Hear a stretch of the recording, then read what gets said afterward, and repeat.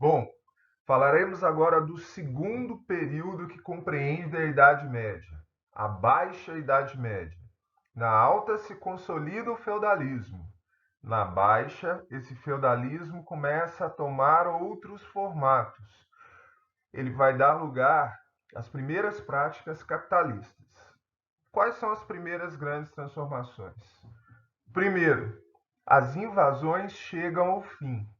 Os últimos povos a invadirem a Europa Ocidental são os vikings e os húngaros. E a partir da conversão de ambos os povos ao cristianismo, esses conflitos maiores acabam. A Europa Ocidental entra num período de paz. Coincidência ou não, o clima também dá uma melhorada, o que possibilita o aumento da produtividade. E era necessário, porque como os conflitos acabaram, a população começa a crescer bastante. Ela quase dobra num período de 100 anos. E para atender as demandas dessa população, era necessário aumentar a produção alimentícia. Como fazer para aumentar a produtividade, a produção de alimentos? A primeira maneira é fácil: aumentar a quantidade de terras aonde eu cultivo ou crio animais. Isso se dá através da derrubada de florestas e do aterramento de pântanos. A outra questão é a melhoria técnica, tecnológica das ferramentas que vão ser utilizadas para a produção. As ferramentas que normalmente eram feitas de madeira passam a ser feitas de ferro, como é o caso da charrua. Animais passam a ser utilizados como força de tração. Esses animais também passam a possuir ferraduras, o que torna os acidentes com os mesmos menores e o seu uso maior. Máquinas, porque são máquinas, como os moinhos, acabam sendo melhorados, o que possibilita o aumento da produção de farinha a partir do trigo.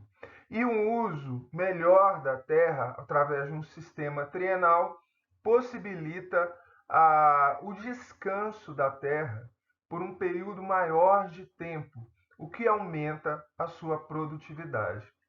Essas melhorias técnicas e de uso da terra acabam promovendo algo que é completamente contrário à ideia do feudalismo.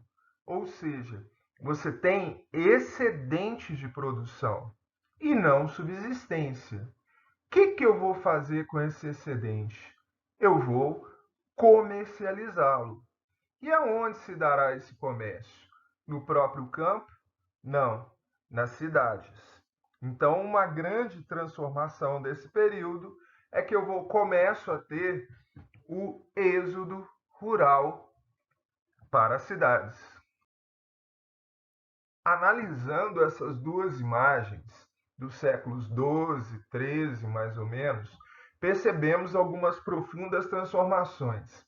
Na primeira imagem, observamos o uso de algumas novas tecnologias para construção arquitetônica. Na segunda, a gente percebe ainda uma marca fundamental da igreja, que é a ideia de condenar a usura, né? Provavelmente na imagem ali a gente tem um burguês que está ganhando muito dinheiro. E isso com a ideia do lucro, que é considerado pecado pela Igreja Católica Apostólica Romana durante esse período. O aumento populacional, o aumento de produção, o excedente produzido, as melhores tecnologias causam esse movimento de renascimento urbano. Muitas pessoas saem do campo para viverem nas cidades e viverem de uma maneira diferente. não mais necessariamente servindo ao dono da terra, mas vivendo do comércio, agora monetário, ou de maneira assalariada. O termo para cidade é burgo, que vem do latim fortaleza, castelo, pois as primeiras cidades serão construídas, ou melhor, algumas nunca deixaram de existir desde o Império Romano, dentro das muralhas dos castelos. E se esses lugares se chamam burgos, adivinha o nome dado à população que vivia nele? Finalmente entra na história quem? A burguesia, um novo segmento social que não pertence, pelo menos em termos de função principal, à pirâmide social do feudalismo. Eles não oram para a salvação do mundo, eles não fazem a guerra para proteger a cristandade e eles também não servem aos senhores, não estão presos à terra. Daí a gente dizer que o feudalismo está sendo aos poucos substituído por uma nova forma de produção. Embora as cidades e a própria burguesia vivessem de uma maneira nova, lembre-se que essas cidades estão dentro dos feudos e, portanto, são forçadas a seguir suas regras. O senhor feudal controla boa parte dessas atividades e é a igreja que influencia como essas cidades devem funcionar.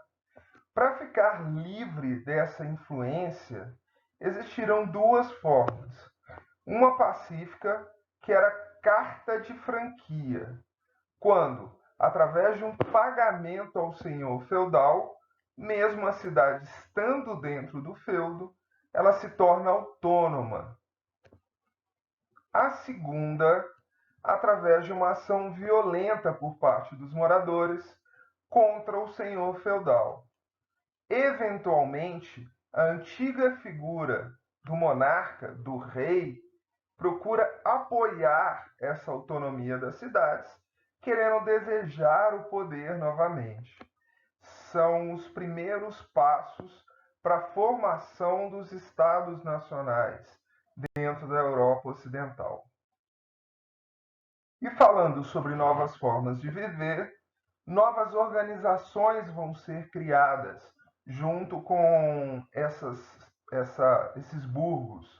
Nós temos, por exemplo, as corporações de ofício, que mesmo ligadas ao princípio do justo preço, ou seja, aquela ideia de uma pequena margem de lucro para a subsistência, vai construir novas relações de trabalho.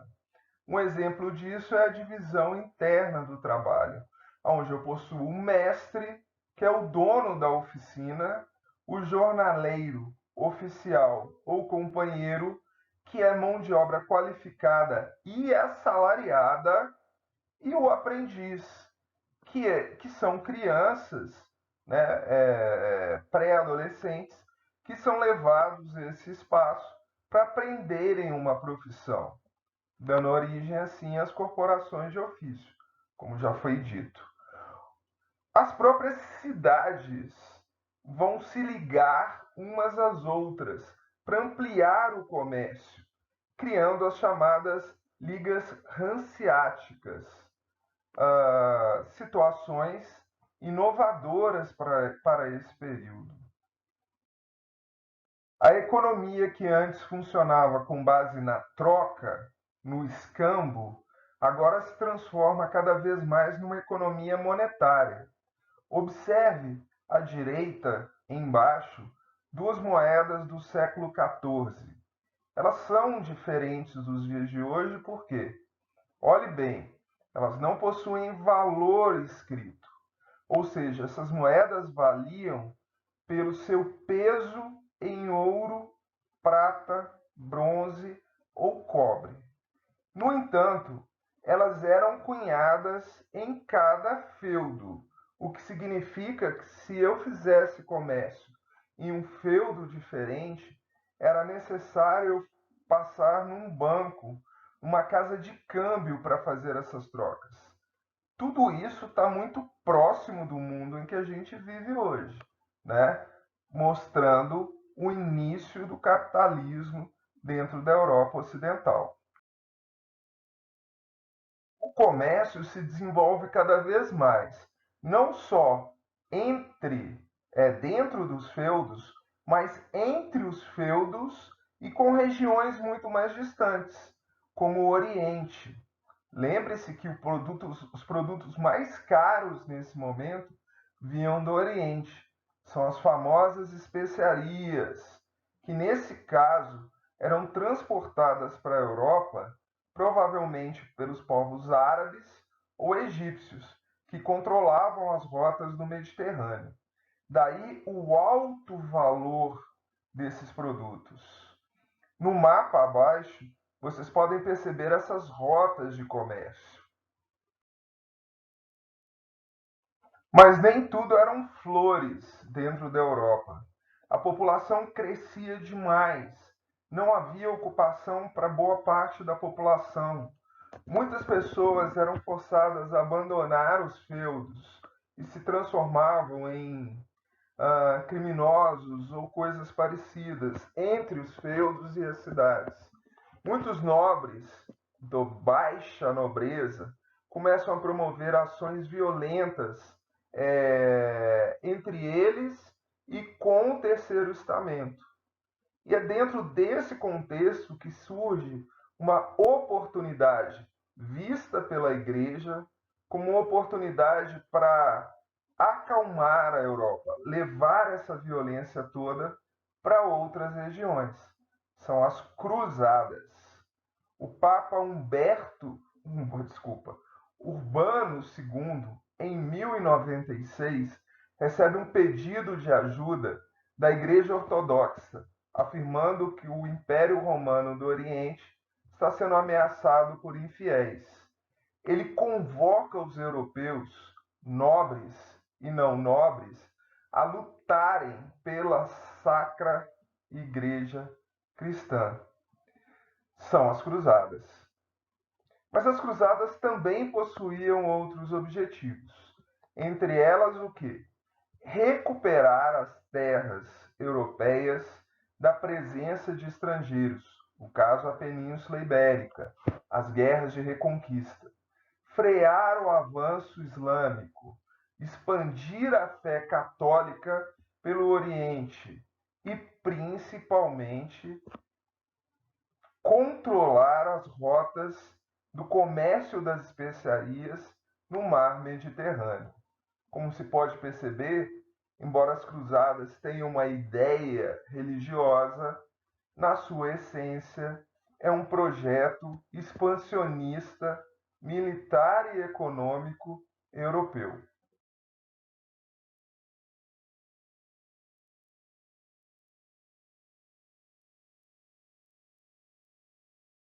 Para quem quiser saber mais sobre as cruzadas, vale a pena acessar esse link. Esse link é do YouTube, né? E mostra um documentário feito pelo History Channel sobre as cruzadas. Muito interessante. O século XIV, na Europa Ocidental, vai ser marcado pela crise do feudalismo e, para muitos, um período de transição para o capitalismo. Mas é necessário nós percebermos as características desse momento. Primeiro, a população vinha crescendo constantemente, o que gerava uma série de problemas, em especial de alimentação e moradia. Segundo, as práticas ligadas à burguesia, ou seja, uma economia monetarizada, baseada no lucro, vinham crescendo cada vez mais. Contudo, havia cada vez menos metal precioso na Europa. Isso dificultava o quê? Ou inviabilizava? A produção de moedas para aumentar ainda mais o comércio.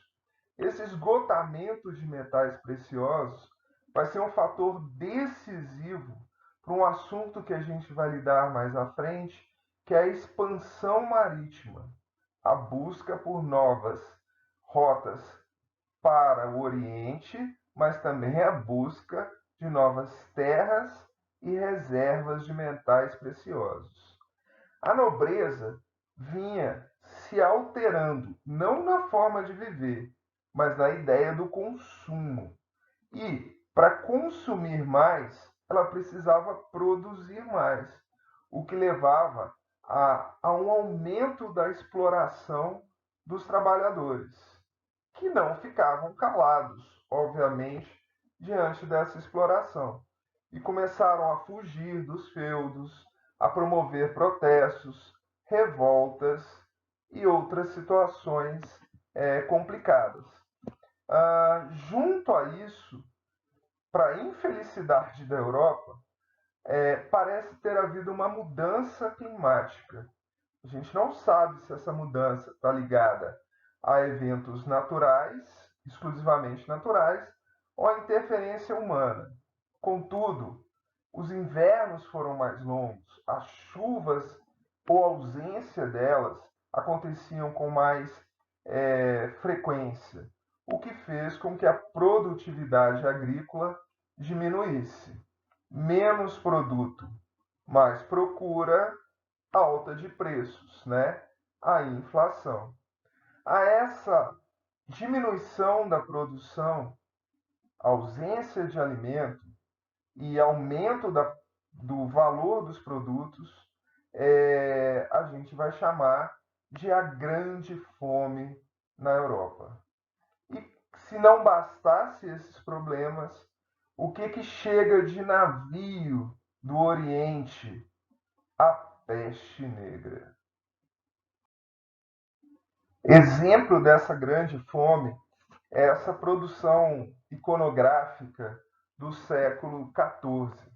Observem bem, uma pessoa muito magra, com certeza morta por inanição, tendo a sua alma disputada por um anjo e um demônio, com a figura de Deus ao fundo, né? A religião continua tendo uma grande importância na vida das pessoas. A peste, como o mapa demonstra, veio provavelmente da China, coincidência ou não. Atravessou todo o Atlântico, chegando primeiro à Península Itálica, que eram os portos que recebiam as especiarias. Portanto, a doença viajou junto com o comércio de pessoas e de produtos, chegando a uma Europa que não soube lidar com ela. A peste provavelmente é a peste bubônica, advinda de uma bactéria que infecta as pulgas que picam os ratos, mas que também picavam as pessoas.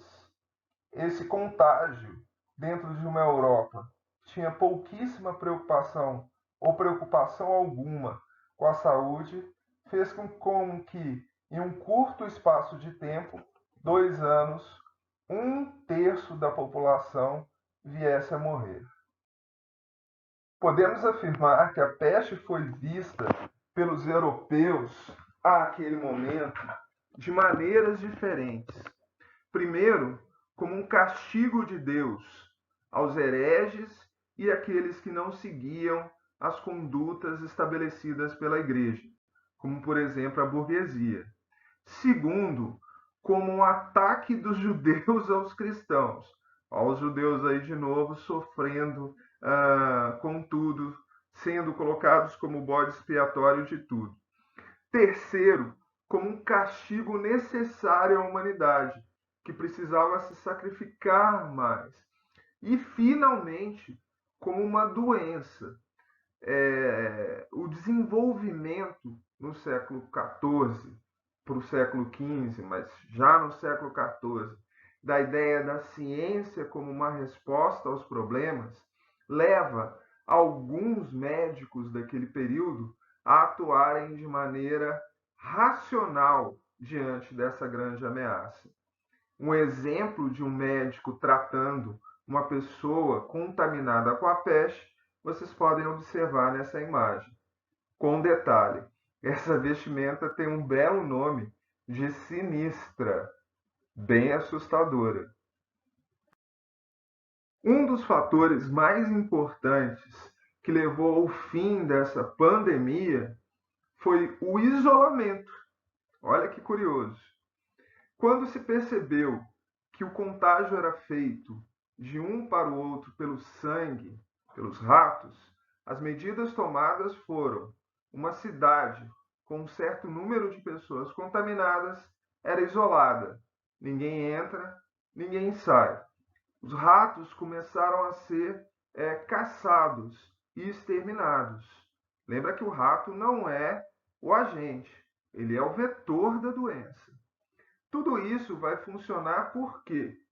Porque esse isolamento vai fazer com que as pessoas doentes não entrem em contato com pessoas sãs, fazendo com que a doença se auto-extingua nos lugares onde ela se desenvolveu. Centenas de cidades vão desaparecer. E até os dias de hoje, na Europa, se encontra vestígios de covas coletivas de pessoas que morreram da peste bubônica. Como eu havia dito, um terço da população morreu num período de 2 anos apenas.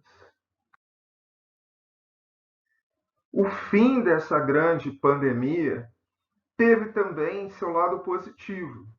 A população reduziu-se dramaticamente, portanto, a produção alimentícia, que não atendia a demanda das pessoas no início do século XIV, agora passou a sobrar não só produção alimentícia, como terras e ocupações nas cidades. Contudo, os senhores feudais queriam manter a sociedade como ela era, e mais, mesmo com a diminuição de mão de obra, forçava o restante da população sobrevivente dos servos a produzirem a mesma quantidade. A população se rebela em várias partes da Europa, como o mapa ao lado mostra. E essas revoltas são também contra a igreja, senhores feudais e igreja. Esses movimentos são conhecidos como as jaqueries e eles ameaçam a ordem estabelecida durante a Alta Idade Média, aquela hierarquia que vinha clero, nobreza e o terceiro estamento. Por que o terceiro estamento deveria sustentar os dois primeiros, se os dois primeiros não conseguiram resolver o problema, por exemplo, da fome e da peste negra? População em convulsão, descrença na igreja enquanto grande respostas para a sociedade, nobreza sendo questionada no seu papel. Isso marca a crise do feudalismo e a transição para o capitalismo. Contudo, essa transição, embora promova diversos tipos de ruptura, não irão promover a ruptura da organização social. Como isso vai se dar? A figura do rei volta a ser importante. O rei, apoiado pela nobreza, que pertence ao mesmo grupo do rei, e pela igreja, financiados pela burguesia, que queria a facilitação e ampliação dos seus negócios, vão criar os chamados estados nacionais. E com os estados nacionais, as monarquias absolutas. Gente, o feudalismo acaba aqui. Um abração para vocês e até a próxima aula.